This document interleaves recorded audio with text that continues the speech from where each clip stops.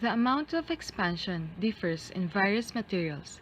The expansion of certain heated materials can be readily seen, while others expand less dramatically. This is what we call thermal expansion. Most materials expand on heating and contract on cooling.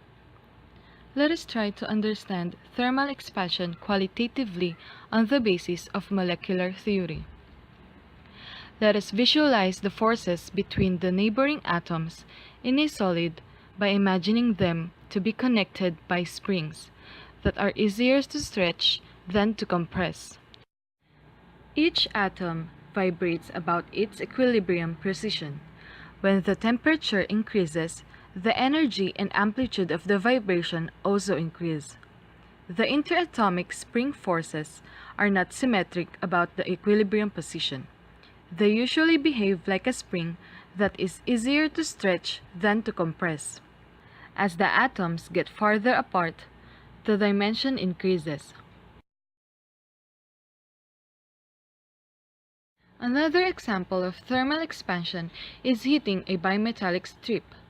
This is composed of two strips of different metals that are joined together, which expand at different rate as they are heated, usually steel and copper, or in some cases, steel and brass. One of the metal is expanding faster than the other because they have different coefficients of thermal expansion. In some applications, the bimetal strip is used in the flat form. In others, it is wrapped into a coil for compactness.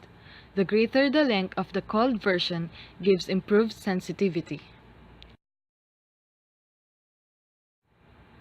The earliest surviving bimetallic strip was made by the 18th century clockmaker John Harrison. He is generally credited with its invention. John Harrison followed his father's trade as a carpenter. Harrison built and repaired clocks in his spare time. Legend has it that at the age of 6, while in bed with smallpox, he was given a watch to amuse himself, and he spent hours listening to it and studying its moving parts.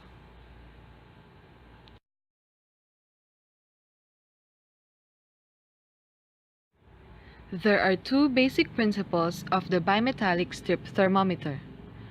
All metals change in dimension, that is, expand or contract when there is a change in temperature. The rate at which this expansion or contraction takes place depends on the temperature coefficient of expansion of the metal.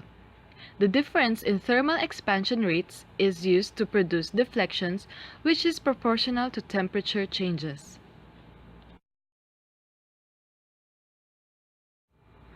Bulb thermometers are good for measuring temperature accurately, but they are harder to use when the goal is to control the temperature.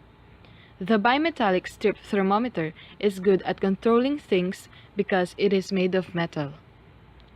They are widely used in industry for temperature control because of their robustness, temperature range, and simplicity. How does a bimetallic strip thermometer works?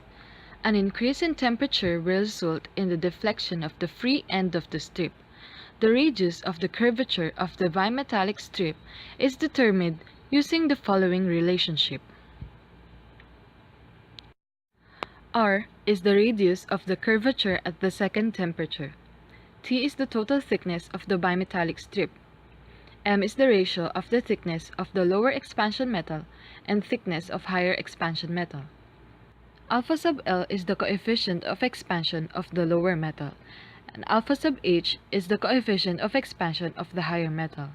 T1 is the initial temperature, and T2 is the second temperature. The following are the important properties a material should have to be selected for bimetallic strip thermometers. Coefficient of expansion, modulus of elasticity, elastic limit after cold rolling, electrical conductivity, ductility, and metallurgical ability. Bimetallic strip thermometers are one of the oldest techniques to measure temperature.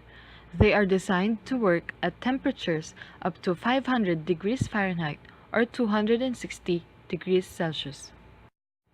Some major application areas of a bimetallic strip thermometer include various household appliances such as ovens, air conditioners, thermostat switches, wall thermometers, or circuit breakers for electrical heating devices. Here are the advantages and disadvantages of a bimetallic strip thermometer. Advantages: power source is not required. It is robust, easy to use, and inexpensive. The disadvantages are: it is not suitable for very low temperatures because the expansion of metals tends to be similar, so the device becomes a rather insensitive thermometer. It is not very accurate. It is limited to applications where manual reading is acceptable, and when regularly used, the bimetallic strip may permanently deform, which in turn will introduce errors and inaccurate results. Although the bimetallic strip thermometer has a number of disadvantages, it is still widely used because of its number of practical applications and main features.